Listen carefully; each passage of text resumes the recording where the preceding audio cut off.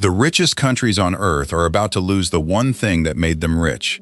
Saudi Arabia just watched its biggest customer place an order for 0 barrels. Russia is flooding the market with oil nobody wants at the price they need. Iran's refineries are running at full capacity, but the tankers have nowhere to go.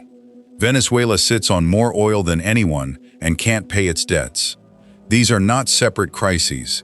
They are all symptoms of the same shift. China is severing the cord. Not in 30 years, right now. And when the world's largest oil importer stops importing, the entire architecture of global power starts to collapse. By the end of this video, you'll understand exactly what that decision is and why it could erase 50 years of geopolitical order in the next 20. And the last part of this story is the one that changes everything. For 50 years, the formula was simple. China grows. Oil demand grows. Oil exporters get rich. The West keeps the sea lanes open.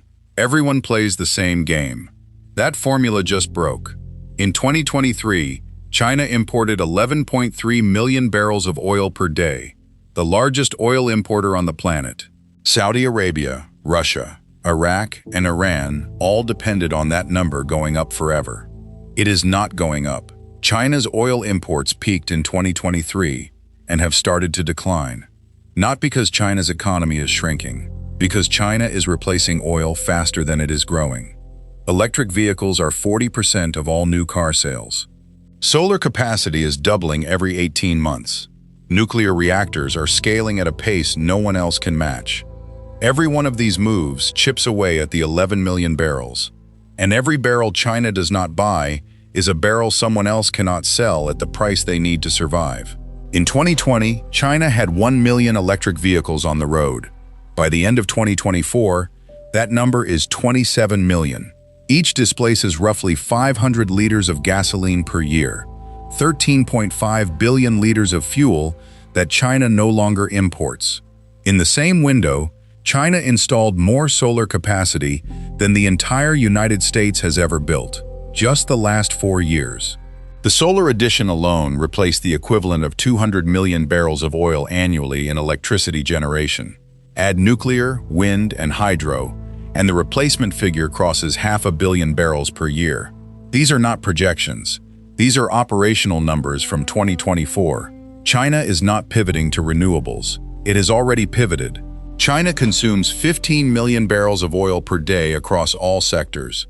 If current replacement trends hold, transport demand drops by another 3 million barrels per day by 2030. 20% of total consumption erased in one sector. Add industrial electrification, and the floor drops to 10 million barrels per day. That is a 5 million barrel reduction in 6 years. Saudi Arabia produces 9 million barrels per day. Russia produces 10 million. Losing China as a customer is not a dip in revenue. It is the entire export model collapsing. The leverage they held for 50 years is evaporating faster than they can adapt. Saudi Arabia, UAE, Kuwait, and Qatar face a future where they produce 10 million barrels per day, and the market only wants 7 million at the price they need. Saudi Arabia needs oil above $80 per barrel to balance its budget. Russia needs $60. Iran needs $90. Right now, Brent crude hovers near $75 and is trending down. When China pulls another 2 million barrels per day out of the market, the price craters. Saudi Arabia is already cutting production to prop up prices. That is not a strategy. That is a retreat. Saudi Arabia is spending $500 billion on NEOM, a futuristic city meant to diversify away from oil. The UAE is pouring money into renewable energy and tourism. Qatar is betting on natural gas. But every pivot takes 20 years to pay off. Oil revenue is collapsing now. Saudi Arabia ran a budget deficit of $21 billion in 2023, with oil at $80 per barrel. If oil drops to $65 and China cuts another million barrels per day, the deficit triples. Sovereign wealth funds can cover the gap for a while. But when the market senses the Gulf is burning through reserves to cover deficits, capital flight begins. The rich move money out. Investment dries up. The mega projects stall. This is what happened to Venezuela when oil crashed in 2014. Russia's entire geopolitical strategy for the last 20 years has been built on one weapon: energy leverage. That weapon just lost half its power. In 2022, Russia exported 1.6 million barrels per day to China, making it the largest buyer of Russian oil. But China negotiated those sales at a $30 per barrel discount because Russia had nowhere else to sell after Europe cut imports. Russian oil exports to China dropped 8% in the first half of 2024. 130,000 barrels per day gone. At current prices, that is $1.5 billion per year, and it is accelerating. Russia now sells to India at even steeper discounts just to keep the rigs running. This is not leverage. This is survival pricing. Energy leverage does not just hurt Russia's economy. It erases Russia's primary tool for influencing Europe and Asia. Germany hesitated to cross Russia because German factories ran on Russian gas. Poland, Hungary, and the Baltics calculated their foreign policy around energy dependence. That dependence is breaking. Europe is building LNG terminals and sourcing gas from Norway, Qatar, and the United States. China is replacing Russian oil with domestic electricity. Russia is becoming just another oil producer in a market with too much supply and falling demand. When energy stops being a weapon, Russia loses the ability to shape outcomes without firing a shot. The most dangerous opponent is not the one who fights you, it is the one who makes you irrelevant. Iran has been under sanctions for 40 years. China has been its primary buyer. In 2023, China imported roughly 1 million barrels per day from Iran. That flow kept the Iranian government solvent. It funded the military and the proxies in Lebanon, Syria, Yemen, and Iraq. But China is now cutting Iranian imports, not because of sanctions, because it does not need the oil. Iranian crude exports to China are down 15% year over year, 150,000 barrels per day. For Iran, that is not a budget problem.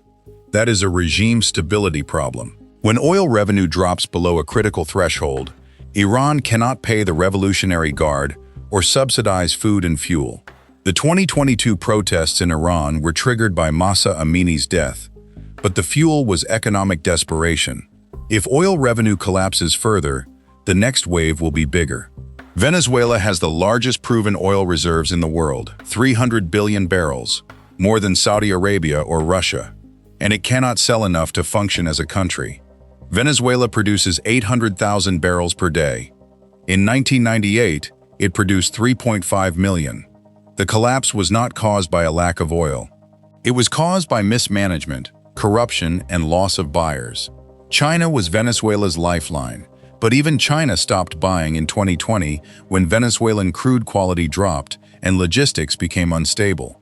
Without Chinese demand, Venezuela has no market. This is the future that Saudi Arabia, Russia, and Iran are staring at. Not because they will run out of oil, but because the world will stop needing it.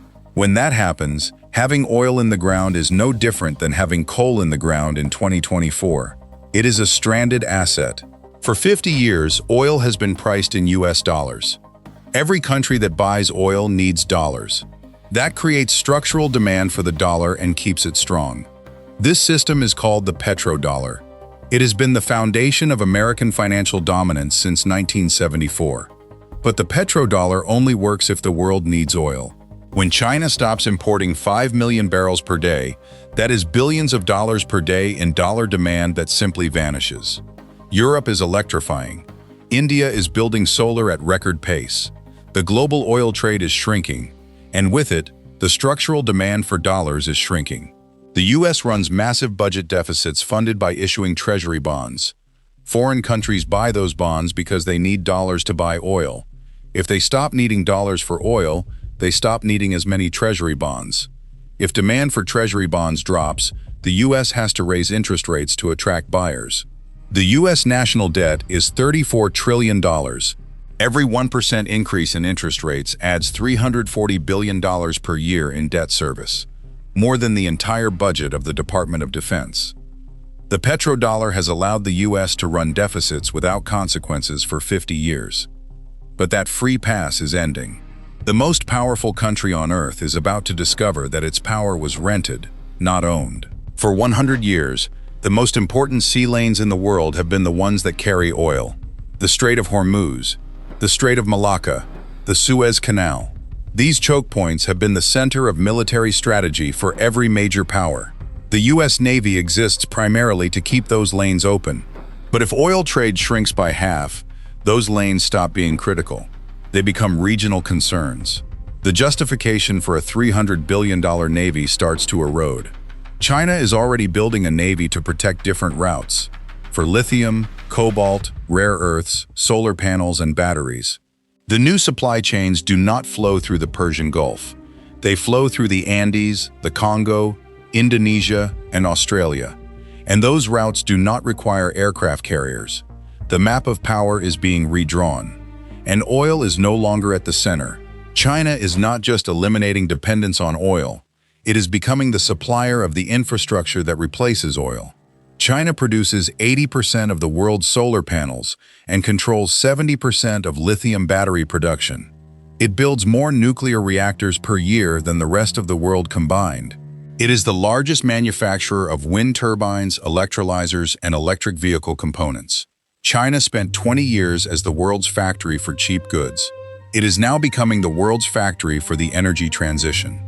Unlike oil, which is geographically concentrated, renewable infrastructure is geographically distributed. But only one country makes most of them.